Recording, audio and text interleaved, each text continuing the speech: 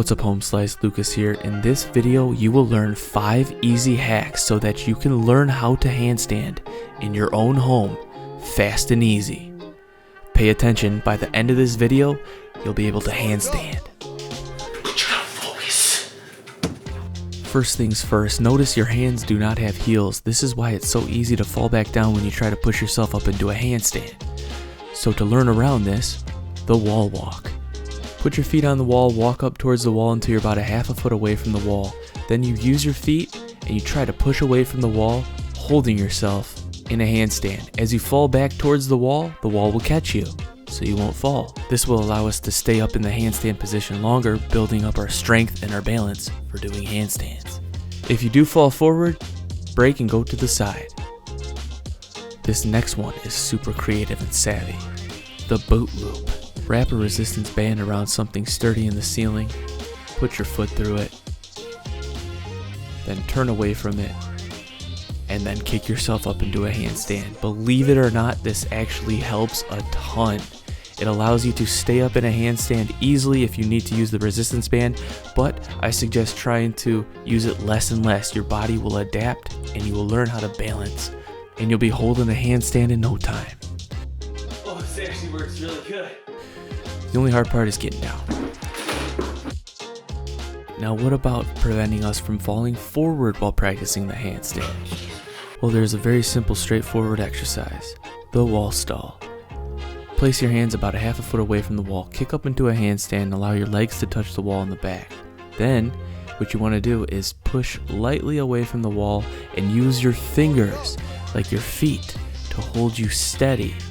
Push with your fingers back. You can over-exaggerate this at first, causing you to come back down to your feet. But eventually, try to find the balance between leaning forward and pushing back with your fingers. That's the secret to doing a handstand.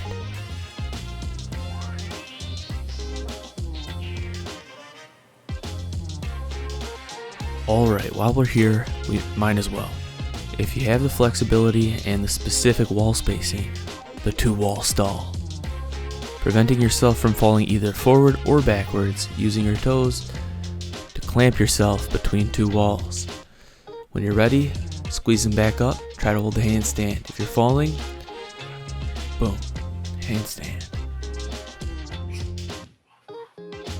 If we take our forearms and hands out of the equation, we can work more on core stability, which can play over into learning the handstand. A simple elbow stand is a variation that can allow us to develop that core stability and balance that will play over into doing regular handstands. Also, to progress from this, you can do one elbow, one hand. Now, however, this is a little uneven. That leads me to our next hack.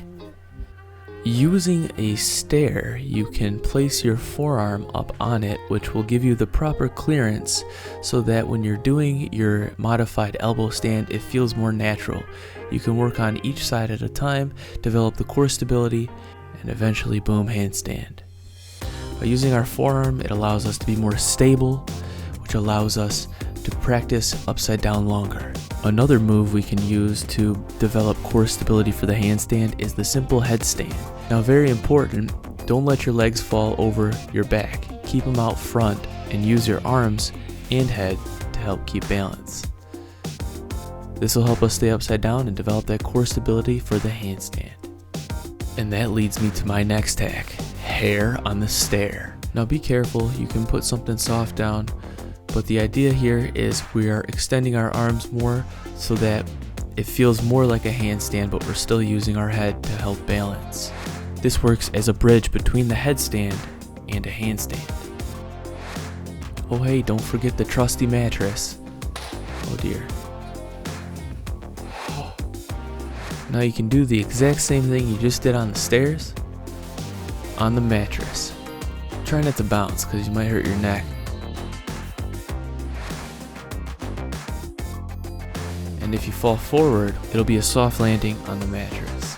From here, you can practice a normal handstand at the edge of the mattress and fall forward onto the mattress. You can over-exaggerate and try to use your fingers to push yourself back, working on that finger strength to ultimately hold us in a handstand.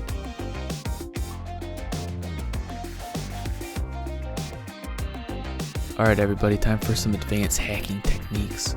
Getting used to falling either forward or backwards can be a pain, but if we take our hands and move them, one in an upper corner and one in a lower corner on the ground, we can prevent ourselves from falling forward or backwards and work on a diagonal sort of balance. Practicing this one way and then the other way can trick your mind into allowing your body to balance normally when you bring your hands together. Next up, the side squeeze. Now this is on my do not recommend list, but I thought I'd show you anyways.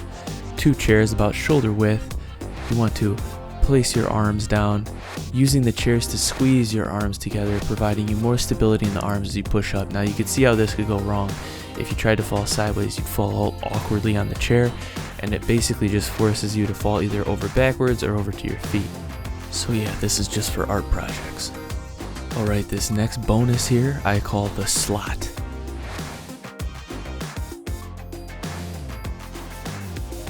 It's pretty self-explanatory.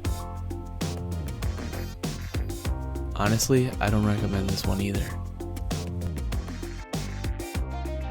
No, you just keep on practicing your hacks, work on your core stability, squeezing those fingers, finding that balance point, and you'll be handstanding in no time. Thank you so much for watching, everybody. I hope you all enjoyed this video. Remember to practice safely. Don't forget to subscribe. I have a ton more videos coming out. Stay tuned. Peace. You all have a good one. I will see you all in the next video.